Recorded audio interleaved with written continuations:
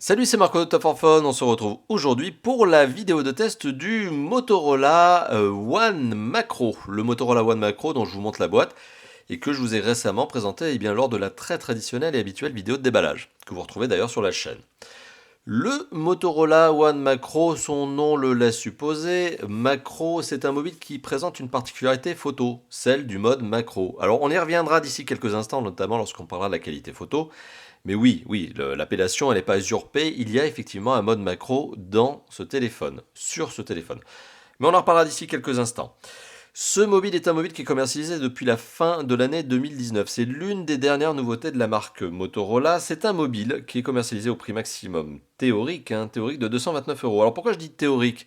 Eh bien parce que en ce moment même, Motorola le vend à moins de 200 euros. Donc on est passé de 229 à moins de 200 euros, y compris sur la boutique officielle de Motorola. Mais si vous cherchez à faire la bonne affaire, je vous le rappelle d'ailleurs, petite parenthèse, j'aime bien la faire, il y a notre comparateur de prix, dont je mettrai le lien ici en annotation, commentaire, description, etc., etc. Enfin bon, le comparateur de prix que vous retrouverez sur le site de Top for Fun. Alors, première partie de cette vidéo, on va parler du look du téléphone. Alors, premièrement, déjà, ce téléphone est décliné en deux versions couleurs. Ou en tout cas, on retrouve l'information selon laquelle ce téléphone est décliné en deux versions couleurs. C'est notamment, je crois, le cas sur l'arrière de la boîte. Oui, effectivement, on apprend théoriquement que le téléphone est décliné dans la version que vous voyez ici, bleu, mais aussi rouge. Bon, la version rouge, je n'arrive pas à la retrouver sur Internet en magasin, en boutique web, en vente, je n'arrive pas à la retrouver. Donc, ce qui fait que ici, de toute façon, peu importe, on est sur la version qui s'appelle la Space Blue. La version Space Blue, d'ailleurs, que vous voyez, camouflée entre guillemets par cette coque en silicone transparente. Alors si je retire la coque en silicone transparente, sur laquelle je reviendrai d'ici quelques instants, on retrouve le téléphone qui est doté d'un plastique, c'est du plastique au dos, plastique glossy, très brillant, donc verni. C'est un plastique qui présente cette particularité-là, donc de donner ce côté très effet miroir finalement au dos du mobile. C'est très classe, c'est très beau, mais c'est aussi un matériau qui présente la particularité de prendre très rapidement les grayures, les griffures. Donc c'est un matériau qui est extrêmement sensible à la rayure. Mais comme je vous l'ai dit il y a quelques instants, bonne note, vous avez une coque en silicone qui fournit avec le téléphone dans la boîte. Et d'ailleurs, quand vous ouvrez la boîte, je vous engage à regarder la vidéo de déballage, le téléphone est déjà doté de la coque. Donc ça, c'est aussi une particularité. C'est assez typique Motorola maintenant. On retrouve ça assez fréquemment chez Motorola, ce qui est une bonne idée. Alors justement, toujours au niveau de cette couleur, de ce coloris là qui s'appelle le Space Blue, on remarquera qu'on a une sorte d'effet dégradé. Alors, effet miroir, déjà et d'une, vous voyez d'ailleurs une partie du setup, et effet dégradé. Donc on part d'une masse sombre à une masse plus claire, sachant que c'est dans la teinte, et c'est pas un effet de lumière, c'est vraiment dedans. Le téléphone en lui-même présente plutôt bien. Je trouve qu'il est plutôt beau, plutôt sympa. La prise en main est bonne, même si par contre il est glissant. Voilà, donc sachez-le, il faut vraiment le tenir fermement, à moins que vous ayez laissé la coque. D'ailleurs, du coup, je vous recommande de laisser la coque. Donc une bonne prise en main est nécessaire si vous n'avez pas la coque, le téléphone est en glissant, mais la prise en main est bonne, les dimensions sont, on va dire, raisonnables. Par contre, il fait massif, il fait lourd dans la main, ce qui est assez étonnant parce qu'il n'est pas déraisonnable non plus en termes de poids, en termes de dimension, c'est pas déconnant, mais on a vraiment l'impression d'avoir quelque chose de conséquent dans la main. Donc si je vous donne les dimensions, c'est 15,7 cm de long, 7,5 cm de large et 0,9 cm d'épaisseur. Et le tout pour un poids de 186 grammes. Donc, comme je l'ai dit il y a quelques instants, c'est pas déconnant, mais ça se sent en main. Bon, au bout d'un moment, on l'oublie. Si on remet la coque. Alors la coque, c'est un premier niveau de protection. Bien sûr, vous le savez, pour protéger votre téléphone, vous pouvez avoir une coque. Bon, ça tombe bien ici, il y en a une qui est offerte avec le téléphone. Mais vous avez aussi un deuxième niveau de protection, et d'ailleurs, je tiens à vous présenter en quelques mots Covered, qui est notre sponsor. Covered, c'est une assurance pour mobile, une assurance pour smartphone, qui, comme son nom l'indique, est une assurance. Donc ça vous protège notamment de la casse, et potentiellement si vous activez l'option du vol. Voilà, et même de l'oxydation. Comme quoi, ils ont vraiment une panoplie de niveaux de protection. Donc bon, pour connaître Covered, il n'y a pas plus simple, vous vous rendez sur leur site internet, je mettrai le lien en commentaire, en description de cette vidéo. Et puis d'ailleurs, je ferai probablement une vidéo complémentaire un de ces jours sur l'assurance en elle-même pour vous donner mon sentiment, pour vous donner son niveau de protection, etc., etc. On rentrera un peu plus dans les détails, mais dans une vidéo à part. Voilà. Donc n'hésitez pas à vous rendre sur le site de Covered pour avoir déjà de l'information sur cette assurance. Et avec le code TFP1, vous avez un mois gratuit, sachant que c'est une assurance sans engagement. Donc vous pouvez très bien souscrire pendant un mois, tester, vérifier si ça vous plaît, puis abandonner potentiellement l'assurance ou tout simplement la garder puisque elle est pas mal cette assurance.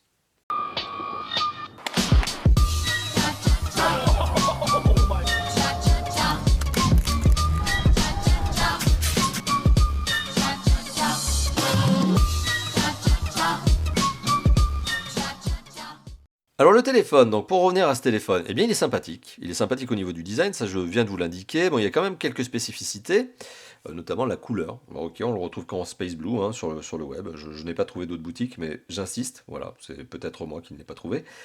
Peu importe, en tout cas, ce qui est intéressant maintenant de développer un petit peu plus, c'est l'écran. Alors on est sur un écran de 6,2 pouces. C'est une belle diagonale. 6,2 pouces, bon, on a de quoi se faire plaisir quand même. Hein. On peut regarder de la vidéo de manière confortable.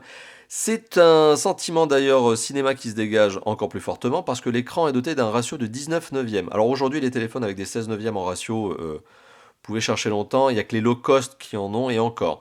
Ici, on est sur un ratio de 19 neuvième, ce qui veut dire que l'écran est un peu plus allongé que la normale. On dépasse le format 16 neuvième, donc on a plus de pixels de part et d'autre de l'écran. Donc on est sur une résolution qui n'est pas une simple résolution habituelle. HD, on est sur du HD+. Ce qui veut dire qu'en fait, on a plus de pixels, hein, comme je vous l'ai dit il y a quelques instants. Alors, c'est précisément quel type de résolution, c'est quoi notamment son nombre de pixels? Eh bien, je vais vous les donner. C'est 1520 pixels par 720 pixels. Et ça nous donne une densité de pixels de 270 pixels par pouce. Pixels per inch en anglais des PPI.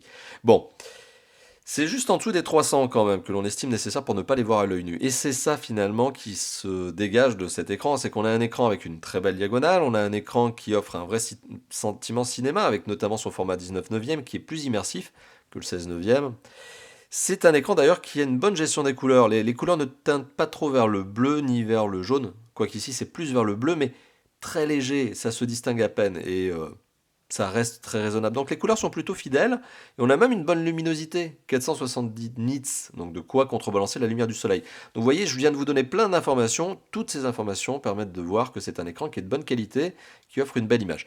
Mais la densité de pixels est, à mon sens, un peu trop faible, parce que la résolution de l'écran est HD+, et pas Full HD+, et c'est sans doute l'un des points faibles, on va dire, de ce téléphone par rapport à la concurrence. C'est cette résolution en deçà de ce que proposent certains concurrents.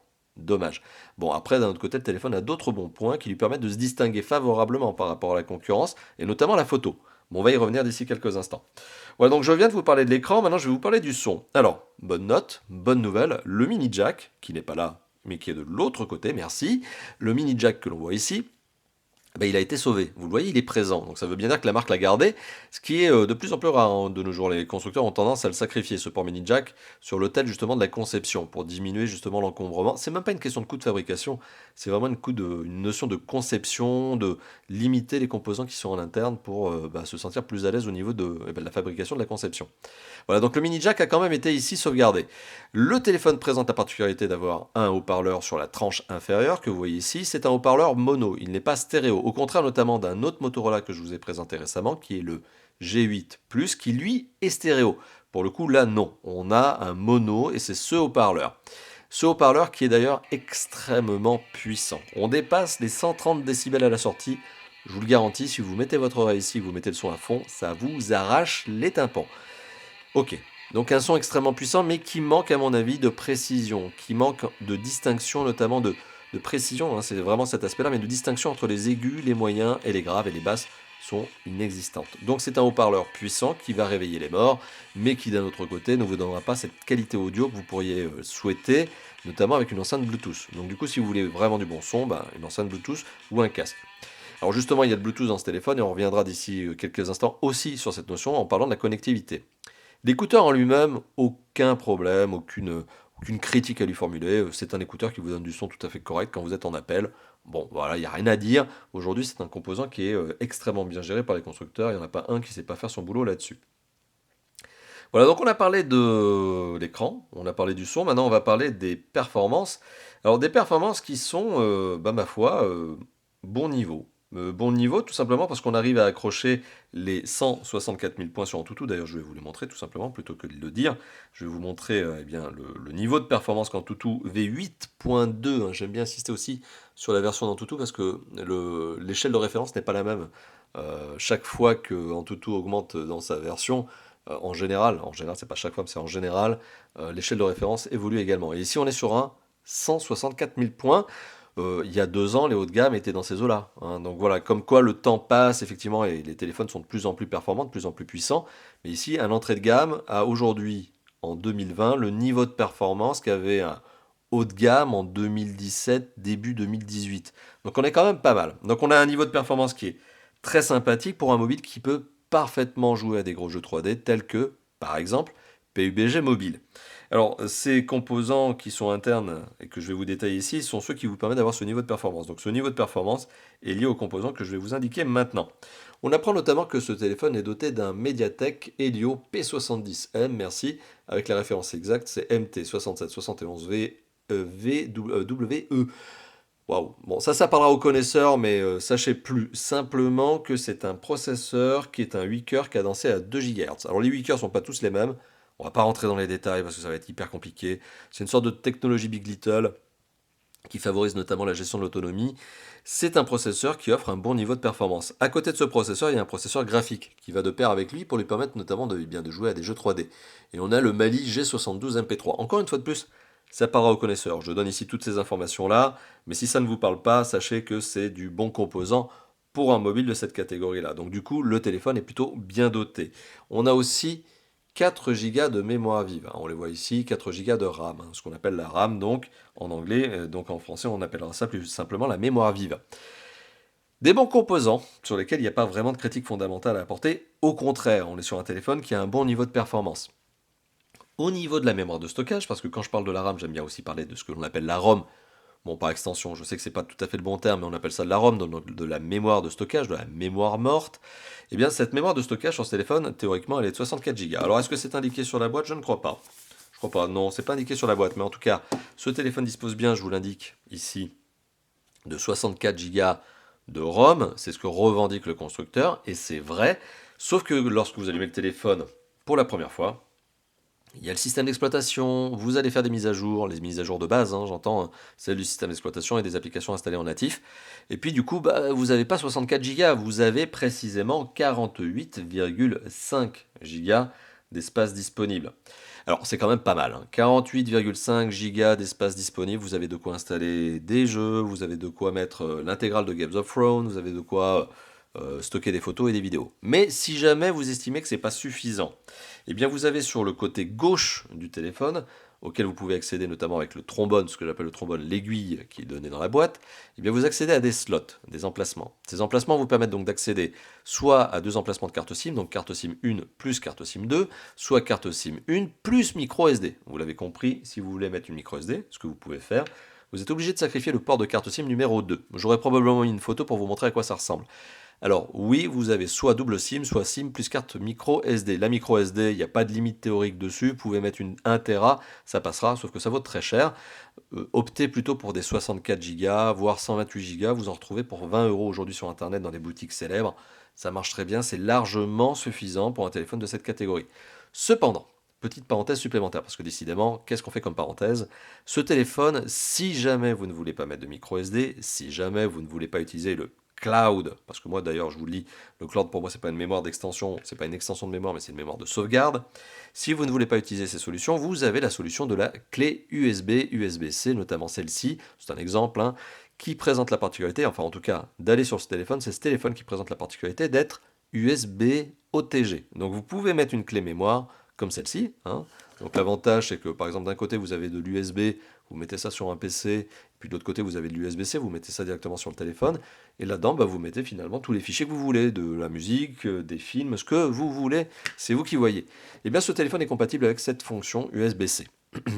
Pas mal, donc du coup pas besoin d'avoir forcément une micro SD ou du cloud, etc. Bon, on a fait le tour sur les performances du téléphone, on a fait le tour notamment sur la mémoire du téléphone, ce qui est quand même aujourd'hui un point essentiel pour se sentir à l'aise en usage. C'est-à-dire que si on a trop peu d'espace de stockage, on n'est pas forcément à l'aise. Ici, c'est contrairement l'inverse, c'est totalement l'inverse. On a ce qu'il faut. Il y a aussi maintenant un autre aspect sur lequel j'ai envie d'arriver avec vous. Alors, c'est l'aspect notamment connectivité. Et SensorBox nous montre notamment une chose intéressante. Il n'y a pas dans ce téléphone de boussole. C'est aussi un point problématique en termes d'orientation. C'est-à-dire que si vous allez utiliser le GPS, notamment en mode voiture, ça va bien se passer. Parce que justement, le déplacement suffisamment rapide en GPS, en navigation GPS, va permettre notamment au logiciel de bien comprendre que vous êtes sur une route et dans un sens donné. Par contre, quand vous êtes à pied, eh bien, le temps que le téléphone comprenne où vous vous placez et dans quel sens vous allez marcher, comme vous n'avez pas de boussole, vous allez peut-être marcher dans la mauvaise direction avant que le téléphone ne vous dise de marcher dans l'autre direction. Donc c'est le désavantage de l'absence d'une boussole. Quand on n'a pas de boussole, malheureusement, quand on est en GPS à pied ou GPS vélo, le temps que le GPS comprenne, eh bien on va potentiellement faire quelques mètres avant de se remettre dans la bonne direction. Alors c'est aussi un problème, notamment peut-être pour certains jeux de mobile, qui seraient des jeux mobiles basés sur la navigation physique. C'est des sortes de jeux de réalité augmentée et autres. Il y avait des Ingress à une époque justement qui exploitaient ce genre de choses. Bon, aujourd'hui, c'est pas vraiment ça, mais voilà. Sachez qu'il manque cette boussole. C'est pas le seul manque de ce téléphone, mais c'est pas une catastrophe non plus. Je vais préciser un petit peu la chose. La boussole, c'est un peu embêtant. Il manque aussi le NFC, ce qui est un peu embêtant là aussi. Si vous êtes amateur de paiement sans contact, bah là pour le coup, bah, sachez qu'avec ce téléphone, vous ne pourrez pas faire des paiements sans contact, par exemple. Donc c'est dommage, il manque le NFC. Le NFC qui, à mon sens, est quelque chose de plus en plus utilisé de nos jours. Il manque aussi le Wi-Fi AC, c'est-à-dire que vous ne pouvez pas utiliser la pleine puissance, par exemple, d'une box fibre. Si vous avez une box fibre Internet qui utilise du Wi-Fi AC, la simple limitation du Wi-Fi fera que vous ne pourrez pas utiliser la pleine puissance, notamment de votre box Internet, ce qui est un peu dommage. Bon, c'est pas catastrophique, puisqu'à côté de ça, vous avez quand même d'autres bons points, et ces autres bons points sont, par exemple, le fait que le téléphone est double SIM, comme je vous l'ai indiqué tout à l'heure, mais aussi et surtout que le téléphone est 4G, 4G LTE, doté de toutes les fréquences nécessaires en France, notamment B1, B7, B3, B20 et B28, la fameuse B28 que les utilisateurs de Free eh bien, demandent à corps et à cri, puisque en fait finalement c'est Free qui la déploie principalement, cette fréquence B28 avec ses antennes. Voilà. D'ailleurs, vous êtes, je crois, près d'une vingtaine de pourcents des top forphoniens, hein, vous qui êtes en train de regarder cette vidéo, justement, eh bien, qui êtes utilisateurs de Free. Donc c'est pour ça que je vous précise la chose désormais. Voilà, donc en termes de connectivité, il y a des absences, il y a des manques, ce qui est un peu dommage. Il y a sinon du bon, je vous ai dit la connexion 4G, aussi le GPS. On a du AGPS, donc le réseau américain, GLONASS, le réseau russe, hein, il est présent, BDS, le réseau chinois, et puis on a même Galileo, le plus récent réseau européen, qui est donc bien exploité par ce téléphone. Donc quand je critique le GPS, je le critique notamment pour l'absence de boussole, mais je ne le critique pas parce que en termes de couverture GPS, ben là, pour le coup, enfin satellite, pardon, il utilise énormément, tous les satellites au monde d'ailleurs, sauf les satellites japonais. On a du Bluetooth 4.2 et on a même de la radio FM. Donc comme quoi finalement, bon, il y a du bon et du moins bon, il n'y a pas du catastrophique quand même, c'est quand même pas mal. Alors le téléphone dispose d'un DAS, comme tous les téléphones d'ailleurs, c'est pas une bonne chose, c'est une contrepartie. Le téléphone émet des ondes quand vous êtes en appel ou notamment en Wi-Fi. Alors quand vous êtes en appel et en Wi-Fi, ce téléphone émet des ondes. Et pas de manière absurde. En fait, il émet 0,62 watts par kilo à la tête, c'est le score que je vous donne en général pour benchmarker, et 1,06 au corps. Le 0,62 watts par kilo à la tête me permet de vous dire que c'est un téléphone qui émet, on va dire, un niveau d'onde acceptable. Acceptable dans la bonne catégorie, c'est-à-dire dans la bonne tranche des entrées de gamme, ça se passe bien. C'est pas déconnant. On est donc sur du 0,62 watts par kilo au niveau du DAS. Ça reste tout à fait correct. Voilà, donc on a parlé de la connectivité, on a parlé du DAS. Maintenant, on va parler du système d'exploitation. Et ce système d'exploitation, eh bien, pour le coup, il n'y a pas des tonnes et des tonnes et des tonnes de choses à dire. Je vais vous montrer ça.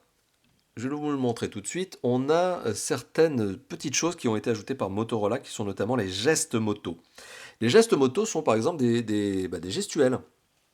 Voilà, vous apprenez par exemple que capture rapide, effectuez 2 rotations rapides du poignet pour ouvrir l'appareil photo à tout moment. C'est-à-dire que vous secouez le téléphone comme ça, 2 fois, 1, 2, et ça va déclencher l'appareil photo. Voilà, ça c'est une gestuelle. Vous avez lampe express par exemple. Allumez, éteignez la lampe de poche en effectuant 2 fois un geste tranchant de la main, comme ça. Bon, toutes ces gestuelles-là, vous pouvez les activer ou les désactiver, c'est à vous de choisir, et c'est l'un des rares points sur lesquels Motorola a apporté une optimisation, une customisation du système d'exploitation que vous voyez ici. Parce que sinon, on est tout simplement sur, je vais essayer de vous le montrer, voilà, on va y arriver, je crois que c'est par ici, voilà, ici, on est sur Android 9.0 Pie. Et on est sur Android 9.0 Pie quasiment stock. Stock, ça veut dire quasiment pur, brut de décoffrage, comme si c'était Google qui vous l'avait mis dans ce téléphone. Et c'est pas étonnant, parce que je le rappelle, il y a quelques années, Motorola appartenait à Google. Alors ils ont fait un bref passage éclair chez Google, hein, ça a duré une année et demie, je crois, avant d'être de nouveau racheté, notamment cette fois-ci par Lenovo, qui est le propriétaire actuel. Lenovo, je vous le présente pas, c'est une énorme marque informatique et désormais smartphone. C'est une marque high-tech qui sait faire son boulot. Et bah, ce Motorola One Macro, il est né notamment des équipes ingénieurs Motorola, mais il est aussi né sous l'ère Lenovo et il exploite l'ADN qu'avait donné Google avant. Bon, eh ben, c'est ce qui explique notamment qu'on se retrouve avec un Android 9.0, donc paille, quasiment brut de décoffrage, quasiment stock, sur lequel finalement il n'y a pas vraiment de surcouche, un peu de fond d'écran, quelques sonneries, quelques effets sonores et visuels donc, quelques effets d'ergonomie, mais c'est bien tout. Et c'est tant mieux, parce qu'on ne trouve pas ici un téléphone qui regorge d'effets spéciaux, qui croule sous des applications partenaires, non, au contraire, on a quelque chose de très sobre. Et donc l'avantage de cette sobriété au niveau du système d'exploitation, c'est que ça vous permet de retirer le maximum de performance pour les applications et les jeux. Le téléphone donc s'en porte mieux, hein, et forcément eh bien, sera plus à l'aise dans ce que je viens de vous dire, c'est-à-dire les applications et les jeux de votre choix. Voilà, donc ça c'était pour vous parler du système d'exploitation. Et maintenant il est temps d'arriver sur deux autres aspects. On va parler notamment, un, de la qualité photo et deux, de l'autonomie. Je ne vais pas m'étendre sur l'usage. C'est un téléphone qui est capable de faire des jeux 3D, je vous l'ai montré plusieurs fois. C'est un téléphone qui fait fonctionner toutes les applications qui sont disponibles sur le Play Store. Il n'y a pas besoin de s'étendre sur ce sujet. C'est un smartphone et un smartphone qui fait bien son boulot. Maintenant, sur l'aspect photo, il y a quand même quelques petites choses à dire. Alors, on va revenir d'ici quelques instants sur l'appellation macro. Alors, ce qui est intéressant ici, c'est que notamment ce téléphone dispose donc de trois capteurs photo au dos. Alors ces capteurs photo, quels sont-ils? Qu'est-ce que c'est que ce matériel? On a un capteur photo, je vais vous donner précisément les informations, 13 mégapixels. On a un capteur photo 2 mégapixels qui lui ne sert qu'à l'effet bokeh du 13 mégapixels, donc c'est-à-dire la gestion de la profondeur de champ. C'est utile quand vous faites des portraits. Et il y a un autre 2 mégapixels qui lui ne sert qu'à une seule chose, le mode macro. Et vous, donc vous l'avez compris, hein, le mode macro est lié à un capteur photo 2 mégapixels et pas le 13 mégapixels. Ça a une incidence. En capteur photo frontal, j'y reviendrai d'ici quelques instants aussi, mais on a un 8 mégapixels avec une ouverture de 2.2. Alors le 13 mégapixels accompagné de son 2 mégapixels pour les photos notamment de portraits, mais vous pouvez prendre des paysages, vous faites bien ce que vous voulez. Vous l'avez vu, il est rapide. Tout simplement parce qu'on a un autofocus géré aussi par laser, donc c'est très très rapide. La prise de vue est quasi immédiate, quasi instante, en fait, elle l'est, on peut le dire. C'est très rapide. Et la qualité photo qui est obtenue est globalement bonne, même si potentiellement on peut reprocher à ce téléphone de manquer peut-être un petit peu de piqué, mais ça c'est lié plus notamment au fait qu'on n'est qu'un 13 mégapixels qu'à autre chose. C'est-à-dire qu'on va trouver potentiellement les photos ne manquant de tranchant, manquant de netteté. Mais c'est très relatif ce que je suis en train de vous dire. Par contre, ce qui est un peu moins relatif, c'est que les photos, elles, ont tendance à teinter vers le orange, ce qui est clairement une question de logiciel d'optimisation software. Donc on sent que le téléphone prend des photos, mais a cette tendance à teinter un peu les photos vers l'orange. Ça fait des toutes petites aberrations chromatiques. C'est pas non plus délirant, hein. C'est pas un drame. Ça vous n'allez pas vous retrouver avec un voile orange. Mais les couleurs sont amplifiées en tirant vers l'orange. Voilà. Bon, des fois ça pourrait être en tirant vers le bleu ou etc. Là, ça tire un petit peu quand même vers le orange. Voilà. Mais la qualité photo reste globalement de bon niveau pour un téléphone entrée de gamme. Ce 13 mégapixels accompagné de ce 2 mégapixels pour l'effet bokeh, ça gère bien la profondeur de champ, on prend un portrait de bonne qualité. Le 2 mégapixels pour le mode macro, eh bien pour le coup lui aussi marche bien. Mais comme c'est un 2 mégapixels, là aussi on va sentir potentiellement un manque de netteté. On va peut-être sentir qu'en allant trop près du sujet, et c'est le but quand même, eh bien on va perdre de la qualité. Par contre, ce qui est juste bluffant, c'est le niveau de proximité que vous pouvez avoir avec le capteur photo. Vous pouvez vous coller au sujet pris en photo. En fait, Motorola revendique que vous pouvez vous coller 5 fois plus près du sujet que sur un capteur standard. Et c'est tout à fait vrai. Donc vous pouvez vraiment aller très très près du sujet pour prendre cette macro. Mais là aussi, comme je vous l'ai dit il y a quelques instants, on va peut-être sentir le manque de netteté et peut-être aussi cette teinte vers le orange. Voilà. Mais le mode macro, il est là, il marche bien. Alors, c'est peut-être un gadget, mais ça, je vais vous donner quelques... Enfin, en tout cas, je vais vous donner mon sentiment en conclusion. Voilà, mais voilà, c'est peut-être un gadget. À vous de me le dire dans les commentaires justement de cette vidéo. Le capteur photo frontal, qui est un 8 mégapixels, c'est la même chose en fait finalement. Ce 8 mégapixels, il prend des photos, salut la caméra, de bonne qualité. Pas grand chose à dire, c'est un 8 mégapixels, c'est adapté à ce téléphone. Mais c'est vrai que on peut se dire peut-être que ça manque un peu de netteté. Parce que c'est pas le côté piqué, tranchant qui manque là. Mais c'est vraiment, on a cette impression de manque de détails. Parce que c'est un 8 mégapixels. On peut pas aller trop loin dans la photo. Parce que c'est un 8 mégapixels. ça fait quand même correctement son travail. Voilà. Donc on a parlé de la qualité photo, je vous ai donné mon sentiment, on est sur quelque chose qui est adapté à cette catégorie de téléphone, à cette gamme de prix notamment, avec une option supplémentaire, le mode macro. Au niveau de l'autonomie, on est sur un téléphone qui dispose, et c'est un bon point, d'une batterie de 4000 mAh. C'est pas rien, c'est pas rien. D'habitude, on est habitué à des 3000, 3300, etc. Là, on est sur une batterie de 4400 mAh. C'est un très bon niveau de batterie, c'est une bonne capacité, c'est une très bonne capacité, et le téléphone est relativement peu énergivore, sauf quand vous le poussez sur des trucs genre jeu 3D. Mais si vous le laissez, par exemple, regarder des mails, appeler, euh, consulter une page internet, lire une vidéo, même lire une vidéo, eh bien l'autonomie de ce téléphone est bonne, dans le sens où vous allez très facilement atteindre les 2 jours avant de le recharger. C'est sûr que par contre, si vous le poussez en gros jeu 3D, comme PUBG Mobile, encore une fois de plus, là vous allez sentir l'autonomie en prendre un sacré coup. Voilà, donc c'est un téléphone qui arrive parfaitement à atteindre les 2 jours avant d'être rechargé. C'est un téléphone qui, pour regarder 1 heure de vidéo, vous demandera 10% de batterie, même un tout petit peu moins, ce qui est quand même très bon. Et c'est un téléphone qui dispose de la recharge rapide, alors pas la plus bluffante de toutes, mais malgré tout une recharge rapide 10 watts, ce qui fait que pour recharger le téléphone de 0 à 100%, il vous faut quand même un petit peu plus de 3 heures. Bon, 3, potentiellement même 4. Voilà, donc c'est la particularité aussi de ce téléphone, c'est que certes il se recharge relativement rapidement, mais relativement. Et il a quand même une grosse batterie, donc voilà, il faut prendre le temps. Voilà. Donc on a fait le tour également de l'aspect autonomie. Et il est temps d'arriver finalement à la conclusion, enfin, de cette vidéo. Une vidéo qui dure depuis près d'une trentaine de minutes. Mais vous le savez, c'est comme ça, Château for Fun. Les vidéos, elles durent longtemps parce que, eh bien, on aime bien vous apporter tous les détails. Ça vous permet de vous faire votre propre opinion, aussi de vous donner, de vous permettre de vous faire votre propre choix. Voilà, c'est ça l'intérêt. Alors qu'est-ce que je peux vous dire de ce téléphone finalement? C'est quoi à mon avis? Eh bien c'est que c'est un téléphone qui est un entrée de gamme qui désormais vaut moins de 200 euros, hein, contrairement aux 230 euros auxquels il a été lancé. Donc ça le rend quand même un petit peu plus attractif. Et heureusement parce que la concurrence est extrêmement rude. Et comprenez bien que ce téléphone, si globalement il est satisfaisant, franchement on a plaisir à l'utiliser, il y a quelques points qui font que, eh bien malheureusement on est un peu embêté par rapport à certains concurrents, qui du coup vous obligent aussi à les prendre en considération. Il y a des marques chinoises qui proposent d'excellentes alternatives. Alors, qu'est-ce qui fait que ce téléphone est un peu moins intéressant que certains concurrents? C'est notamment la résolution de son écran. On est sur du HD plus et pas du Full HD. C'est notamment des petits oublis, des petits manques, des petites mesquineries comme l'absence de boussole. Hein, cette fameuse boussole, ce magnétique sensor, comme je vous l'ai montré tout à l'heure, il est absent. Donc ça aussi, c'est un peu dommage. Pour le reste, quand même, on est bien loti. Hein. Niveau de performance, pas mal. Hein. Niveau de qualité photo, correct, avec l'option mode macro. Alors, est-ce que vous allez l'utiliser, ce mode macro ou pas? Ça, c'est à vous de me le dire dans les commentaires. Moi, personnellement, je trouve que c'est un truc sympathique, mais est-ce qu'on en a vraiment l'usage? C'est ça le truc. C'est combien aujourd'hui d'utilisateurs prennent souvent des photos en mode macro, c'est-à-dire vraiment collées au sujet? Peut-être vous, hein, je suis peut-être en train de dire une bêtise, à vous de me mettre ça dans les commentaires, mais est-ce que le mode macro est un vrai argument? Pour moi, c'est un argument marketing, je ne suis pas certain que ce soit un vrai argument d'usage.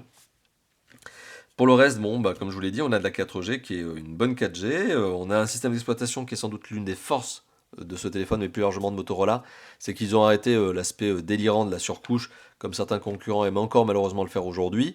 Euh, voilà, c'est aussi un bon point, une bonne autonomie, etc. Voilà, donc finalement, ce sur quoi le téléphone va se dégager de la concurrence, c'est peut-être le système d'exploitation, c'est peut-être la qualité photo hein, aussi. Et ce sur quoi il est un tout petit peu en faiblesse, c'est l'écran notamment qui est HD et pas Full HD.